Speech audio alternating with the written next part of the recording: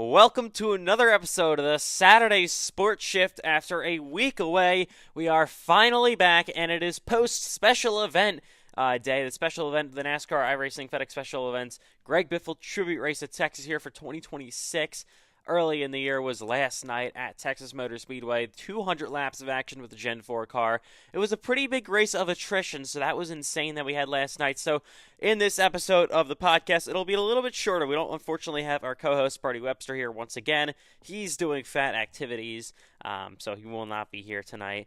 And then, of course, we'll be talking about a little bit about the special event that we had last night. We'll also be going into the action on the racetrack that we're finally going to be back in Fontana next week for the Grand National and the Cup Series. And we got a special guest here that's going to be joining us in about a minute or so. So let's go into the race we had last night at Texas Motor Speedway. So, of course, last night's race at Texas was dedicated to Greg Biffle, unfortunately his late family, after they unfortunately passed a few weeks ago. You probably know what happened. And then it was also dedicated to Michael Annett.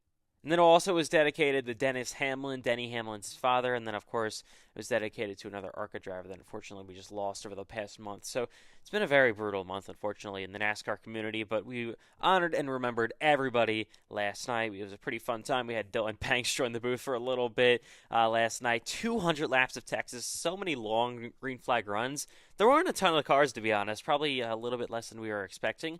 Obviously, nowhere near the amount of cars we get for a cup race.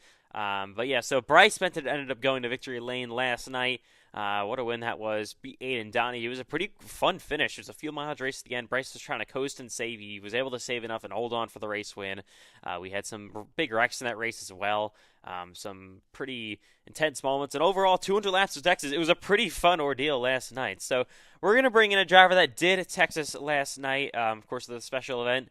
He unfortunately finished about 20 or something laps down, but with all the cars that DNF'd, I think he got a top 10 finish. So this is, of course, Ethan McMillan, points leader in the NASCAR iRacing FedEx Grand National Series. So, Ethan, it was a hell of a race for you guys, even though you guys were not on the lead lap. 150 laps, about being 20 laps down.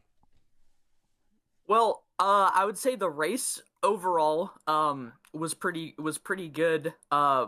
Just off the start there, because I made the first few laps and then had to park the car for a little bit. Off the start, it was a little chaotic. We went three wide pretty much immediately off the start. So I'd say early on, the race was pretty good. I would say that was a pretty entertaining race off the start. But as I was cruising around afterwards, it was just kind of like keep the car clean and, I mean, just kind of feel out the track. It was kind of a good practice since every series is kind of at the Legacy Texas. So, I mean, I don't really have too much to say about it besides it was a good race, good racetrack, I think, and I hope to see it on the Cup schedule.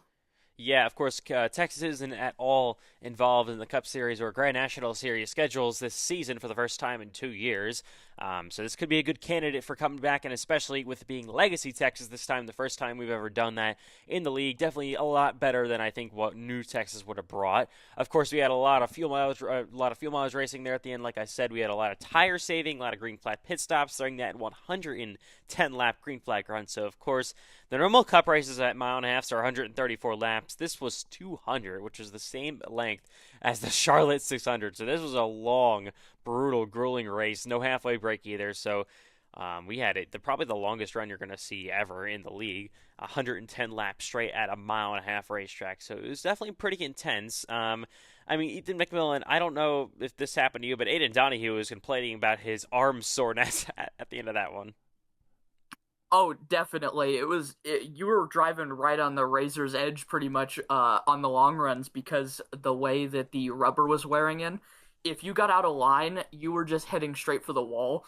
That's like when I was kind of half battling Maddox Beard as he's trying to chase me down, and really the only reason he ended up catching me was because I messed up the entry onto the corner. The entry at that track or whatever, you just, once the rubber wore in, you get out of that line and you just head straight for the wall. So you're trying to keep it as low around the bottom as possible and trying to get it just absolutely perfect, because if you slide up out of that rubber, you were just heading straight for the wall. So you were definitely death gripping that wheel to try to get it down low.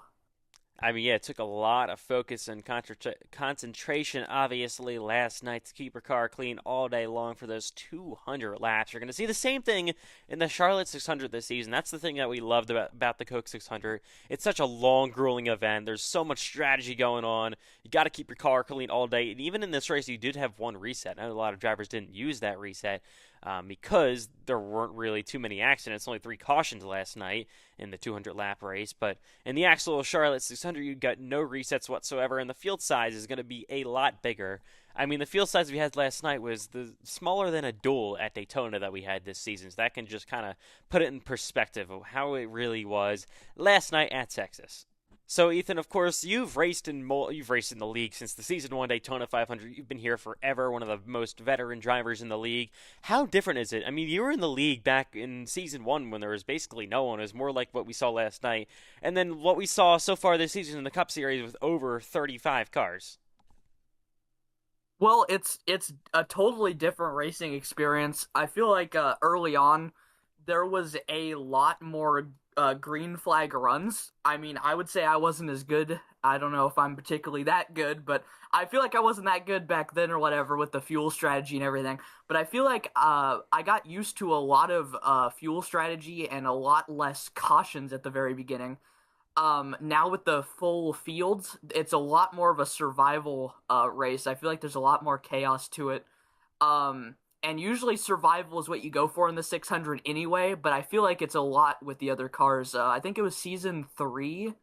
I survived pretty good, and I think I finished like 8th or something like that, just on making it through all the cautions. So it's definitely different to the strategy, I would say, from early on. It's definitely a different experience. Yeah, and especially now with there was 40 cars in the Daytona 500, there was 35, I believe, at Richmond. Probably going to get somewhere in that same number range at Fontana next week. Of course, Bryce Benton went to victory lane last night. I mean, we got to talk about the up and down season for Bryce Benton. He comes into the year, he wins the Daytona 500, the biggest race probably ever for the league that we've had so far. The season 5 Daytona 500, his first ever Cup win.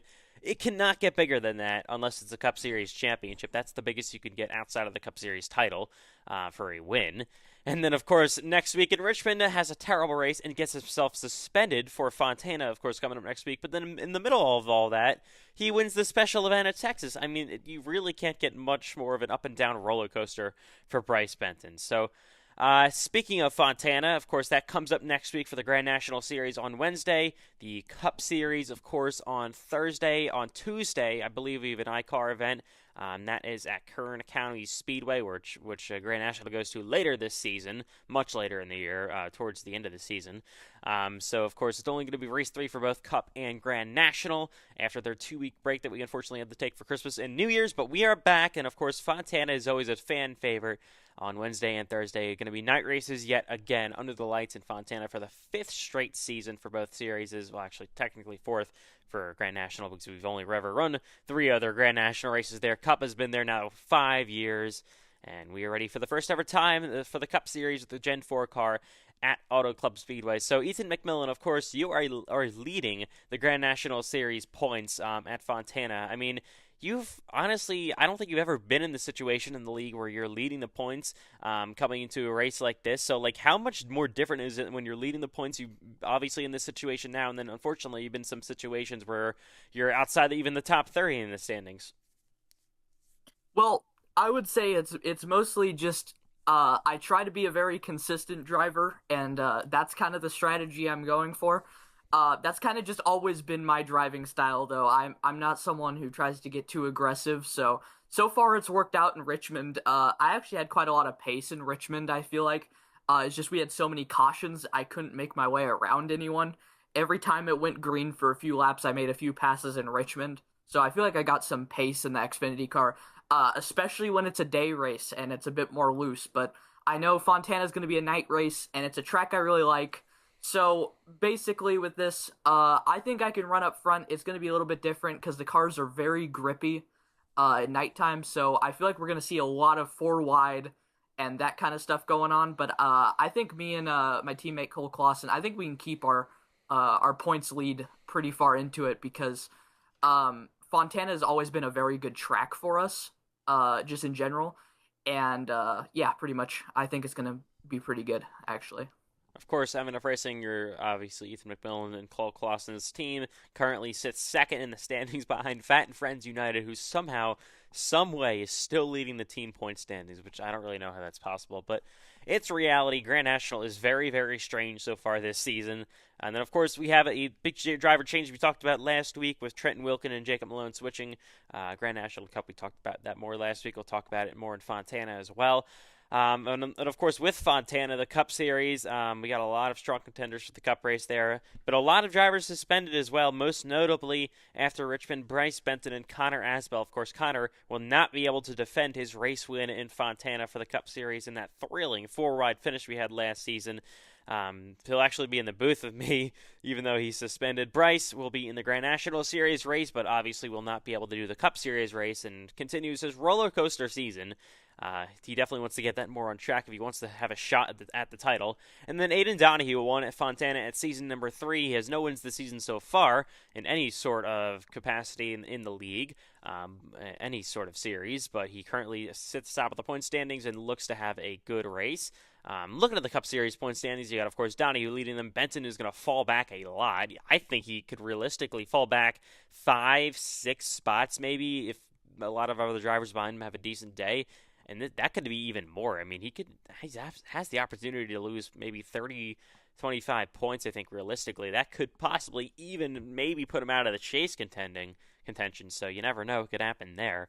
It could be very, very unfortunate for Bryce Benson if that happens. Of course, Jacob Malone sits third in points, Sean Rowe fourth, Cameron Chandler fifth, Quayle, Smith, Lindsay, Huntsicker, and Matthew White. Your chase so far. You got Aiden Holes just outside the chase. Same thing with Michael Gregory, Davian Tobin, Andrew Stacey, John Butler, Jake Quill, Eli Tomlin, C.J. Urban. They're all looking for a spot inside the chase. Ashton Miller is back here, 23rd, 24th in points, actually. It's not been a good season outside of his dual win for Ashton Miller. Sean Oakridge all the way back down in 29th in the standings. Landon Johnson's is 32nd in the points. Maddox Beard, he had a good run at Texas last night, but currently sits 33rd in the standings. But good run in Texas could probably give him some momentum.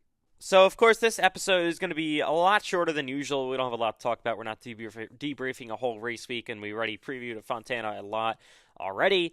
And then, of course, Brody Webster, being fat, isn't going to be here tonight, so we don't have him to talk to. But, of course, we still had our special guest, Ethan McMillan. So, of course, Ethan, thank you for joining us tonight, replacing the fat Brody Webster, who just didn't show up yet again. And good luck next week in Fontana. Yeah, thank you for having me. I hope I can be on again sometime. I have a lot of fun doing this, but yeah, thank you for having me on. Yeah, of course, and that'll do it for episode number 6 of the Saturday Sports Shift. Fortunately, a little bit of a much shorter episode than usual, but we'll be back to normal length, and we'll be talking about Fontana and all the action that happened on track next week in next Saturday's episode of the Saturday Sports Shift. We'll see you next week. Enjoy the on-track action at Curran for iCar, and then in Fontana for the Grand National Series and the Cup Series next week in Fontana, and we'll see you for the podcast on Saturday.